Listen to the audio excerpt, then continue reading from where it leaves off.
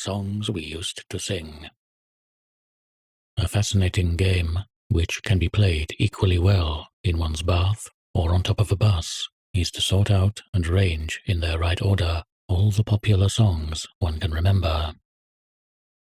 Usually, one can date the prime favorites within a year or two, and it is interesting to notice that they fall into a sort of pattern, more or less corresponding to the history of our times. The earliest song I can remember, which must have been in 1907 or 1908, was Rhoda Had a Pagoda. It was an inconceivably silly song, but it was certainly popular. After that, until the arrival of ragtime, there comes a vague period of about 4 years, during which I cannot tie the prevailing songs down to a definite date. Some of them were Every Nice Girl Loves a Sailor, My Little Grey Home in the West, Oh, Stop Your Tickling, Jock, Jones of the Lancers, or was that a Victorian song revived? And Pop Goes the Weasel. I also think that Oh, Lucky Jim, How I Envy Him, that favourite of ventriloquists' dummies, must belong to that time.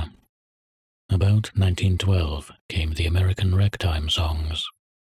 There was about a year during which one was never out of the sound of Everybody's doing it, doing it, doing it. Everybody's doing it. Doing what? Turkey trot. And others at about the same mental level. On the whole, the songs of that overfed, restless period before 1914, the period of the hobble skirt and the women's suffrage agitation, were exceptionally silly. In 1913 or 1914, there came a spate of Irish songs. One of them was Tipperary, which was to be sung all over the world in 1,000 different accents because the first British troops to land in France happened to be singing it, just as, in other years, they might have happened to be singing Daisy, Daisy, or Roll Out the Barrel. To 1914 also belongs Gilbert the Filbert, the Canute with the K, and, I think, Goodbye, Little Girl, Goodbye. The earlier World War I songs were patriotic.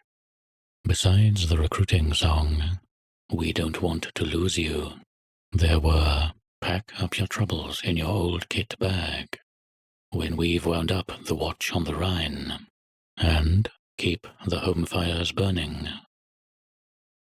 Later, about 1917, came more nostalgic ones. If You Were the Only Girl in the World, and various songs from Chu Chin Chow. The war songs petered out with Katie, The Wild, Wild Women, and a sort of rock bottom of silliness. I don't want to get well. I don't want to get well. I'm in love with a beautiful nurse. After the war, the songs looked up, and in 1920 or 1921, there came the lively Where Do the Flies Go in the Wintertime and Coal Black Mammy. To that time also belongs I'm Forever Blowing Bubbles. I think the best popular songs of our time belong to the middle 20s. I cannot give exact dates to Ma, He's Kissing Me, Why Did I Kiss That Girl, and Maggie, Yes, Ma, Come Right Upstairs, but they all belong round about 1925. But the three great smash hits were Yes, We Have No Bananas, 1923, Tain't Gonna Rain No More, 1924, and Show Me the Way to Go Home, 1925. The first two of these, at any rate, went around the world like an influenza epidemic and were sung even by primitive tribes in the remotest forests of Asia and South America. A bit later, and almost equally popular, were When It's Night Time in Italy, Chick, Chick, Chick, Chick, Chicken, and I'm gonna take a watermelon to my girl tonight. Yes, sir, that's my baby, and I want to be happy. Must, I think, be earlier, perhaps about 1924. All of these songs were American, and in their gaiety and their rather charming silliness, they were a perfect expression of a period when war was far away.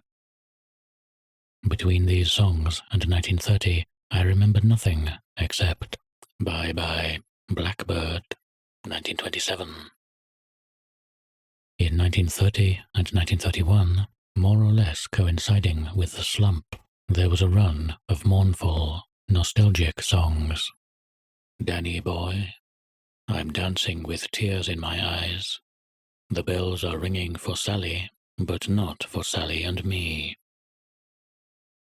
River, Stay Away from My Door also belongs to 1930. Since about 1930, there has been no real smash hit, no song that all the nations were singing simultaneously. In this country, I should say, the most popular were Wheezy Anna, 1932, Roll Out the Barrel, 1939, and Boomps Daisy, 1940. During the last 2 years of war, the greatest favorite among the soldiers, British and American as well as German, was probably the sentimental Lily Marlene.